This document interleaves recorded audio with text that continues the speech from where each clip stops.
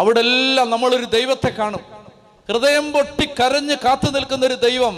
മനുഷ്യ, എന്നെ വിശ്വസിക്ക്, ഞാൻ നിന്നെ രക്ഷപ്പെടുത്താം, ഞാൻ നിന്നെ സഹായിക്കാം, ഞാൻ നിനക്ക് വേണ്ടി യുദ്ധം ചെയ്യാം, നീ എന്നെ വിശ്വസിക്ക് എന്ന് പറഞ്ഞ് മനുഷ്യന്റെ പുറകെ വിശ്വസിപ്പിക്കാൻ പാടുപെട്ട് ഓടി വരുന്നൊരു ദൈവത്തെ നമ്മൾ കാണുകയാണ്.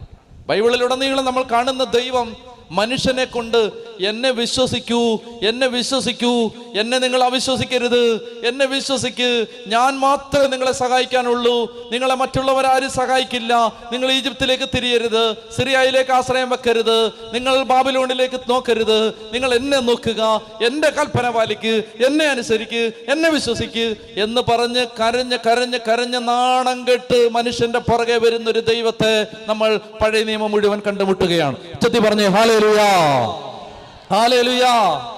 എന്നെ വിശ്വസിക്കൂ.